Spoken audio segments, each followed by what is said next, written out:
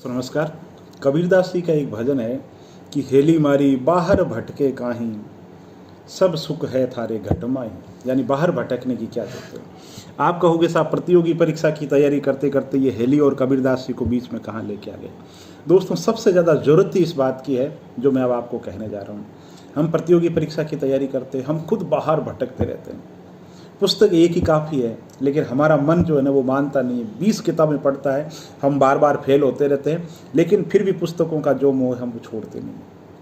हमें पता है जो गुरु है, गुरु जो बता रहा है, रास्ता बता रहा है, लेकिन वहाँ भी हम संदेह करते हैं, वहाँ भी हम संशय करते हैं। गुरु जी साइंस की ब्रांच बता रहे हैं, 100 ब्रांच बता रहे हैं। अब बीच में आप में से मेरे जैसा कोई आदमी उठेगा, कहेगा गुरु जी आपने साइंस की वो 5 ब्रांच नहीं बताती, वो सर तो बता रहे हैं। अरे भाई, वो 100 जो साइंस की ब्रांच सर बता रहे हैं, उसमें से अगर 80 ब्रांच भी आपको याद रहेगी ना, तो भी आपका जीवन सफल है, प्रतियोगी परीक्षा में आप सफल हो जाओगे। तो इतना जो अनिश्चित है उसके पीछे भागते रहते हो। दोस्तों, मैं यूट्यूब पे कमेंट देखता हूँ, बहुत से चैनल है उनके कमेंट में देखते रहता हूँ, तो मुझे बड़ा आश्चर्य होता है। मतलब विद्यार्थियों के ऐसे ऐसे सवाल होते हैं। विद्यार्थी कभी कहते हैं सर आप बहुत ज़्यादा लिखाते हो, कभी कहते हैं सर आप कम लिखाते हो, कभी कहते हैं सर आप फैक्ट बहुत बताते हो, एनालिसिस नहीं करते हो, कभी कहते हैं सर आप एनालिसिस तो बहुत करते हो, आप फैक्ट नहीं बताते हो। बड़ी असमंजस की स्थिति है। कस्तूरी मृग होता है ना दोस्तों, पूरी उम्र भटकता रहता है कि ये कस्तूरी की सुगंध कहाँ आ रही है, तो उसको बाद में पता चलता है ये जो कस्तूरी की जो सुगंध है वो तो शरीर के भीतर है। तो कबीरदास जी कहते हैं कि हेली मारी बाहर भटके काहीं, थारे सब सुख है घट माही। दोस्तों, आप माँ बाप को दोष देते हैं, मैं भी देता था पहले, मैं भी आप कैटेगरी के अंदर हूँ। हम कहते हैं साहब हमारे पास में संसाधन नहीं है, हमारे पास में बुक्स नहीं है, हमारे पास में अच्छे शिक्षक नहीं है। दोस्तों, आत्मदीपो भव, किसी को किसी की ज़रूरत नहीं है। एकलव्य के लिए कोई गुरु नहीं था, हजारों ऐसे किस्से मिल जाएंगे, है ना, जिनके पास में कुछ भी नहीं है, जीवन की मूलभूत सुविधा नहीं है, और वो भारतीय प्रशासनिक सेवा में टॉप करते हैं, स्टेट पीसीएस के अंदर टॉप करते हैं, एसएससी जो भी एग्जाम, जिस एग्जाम में वो बैठते हैं टॉप करते हैं। दोस्तों, बिल्कुल हम मान सकते हैं जीवन के अंदर कुछ चीज़ें भाग्य काम करता है, संसाधनों का भी रोल रहता है, सारी चीज़ें अपनी जगह हैं। लेकिन दोस्तों, जब दृढ़ इच्छा शक्ति की बात हो और करने का जो जज्बा हो ना, ये सारी चीज़ें बहुत।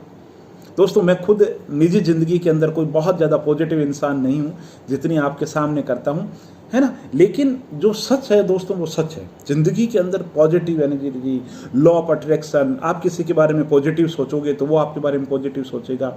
आप ये सोचोगे कि ज़िंदगी के अंदर बस आप पॉजिटिव एनर्जी रखना, मुझे सफलता मिलेगी, अगर आप सोचते हो तो आप वो बन करके रहोगे। दोस्तों, ये पक्की बात है। कंपटीशन की तैयारी के अंदर आप आसपास में कहीं भी देख लीजिए, मुझे ऐसा कोई शख्स मेरी मित्र मंडली के अंदर कुछ अपवादों को अगर छोड़ दें, है ना, तो नज़र नहीं आता जिसने सफलता प्राप्त नहीं की। दोस्तों, ये जरूर हो सकता है आईएएस की तैयारी की हो, केंद्रीय सेवा मिल गई हो, आरएस की तैयारी की हो तो आरएस नहीं मिलके कहीं सबऑर्डिनेट के अंदर हो गई हो, लेकिन मंजिल जरूर मिली है। दोस्तों, ऐसा कभी नहीं हुआ हो, पहले भी मैं एक बार कह चुका हूँ, मतलब ऐसा कभी नहीं हुआ हो कि अंधेरे ने सूरज नहीं उगने दिया हो या प्रकाश को ढक दिया हो, है ना। तो दोस्तों, जब तैयारी करो तो उस एग्जाम की रणनीति के अनुरूप करो, अंदर झांको कि भाई मेरा गुरु मैं ही हूँ। बिल्कुल गुरु में जो दोष देखना है वो आप छोड़ दो, है ना। जैसे पुराने रूढ़िवादी जो लोग होते हैं ना, वो देवताओं में बात करते हैं कि सर ये देवता बढ़िया नहीं है, ये देवता बढ़िया, ये देवता नहीं है, ये देवता बढ़िया है। दोस्तों, शास्त्रों में कहा गया है कि एकम सत्य विप्रा बहुधा वदंती, यानी परम जो सत्य है वो एक ही है, लोग उसे अलग अलग नाम से जानते हैं। एकमेव द्वितीय नास्ति, एक जो है ना वही सर्व कुछ, द्वितीय नास्ति, दूसरा कोई नहीं है। अहम ब्रह्मस्मि, मैं ही ब्रह्म हूँ। तत्वमसि, वह तू ही है, वह तू ही है। आत्मा और ब्रह्म में कोई भेद नहीं है। तो इस तरीके की जो बातें शंकराचार्य कहते हैं ना, इनका मर्म आप चूंकि विद्यार्थी हैं तो विद्यार्थी में मेटाफिजिक्स के हिसाब से, अध्यात्म के हिसाब से नहीं ढूंढना आपको। इसका मतलब आपके लिए वह तू ही है जिसे सफल होना है, वह तू ही है जिसे मेहनत करनी है, वे तू ही है जिससे सिलेबस पे फोकस करना है, वे तू ही है जो पिछले सालों के ट्रेंड एनालिसिस को देखते हुए तैयारी करना है, वह तू ही है जिसे प्रतियोगी पुस्तकों से लगाव रखना है, वे तू ही है जिसे मंजिल से भटकना नहीं है, वे तू ही है जिसे संसार के कसाय है, संसार की विभिन्न तरीके के जो उद्वेग है, जो भावनाएं हैं, जो संसार की जो विभिन्न तरीके की जो बीमारियां हैं, विभिन्न तरीके की जो आसक्ति है आपको अपनी तरफ से खींचता है, तो उससे जो बचना है वो आप ही हो। तो यही आत्मदीपो भव है दोस्तों।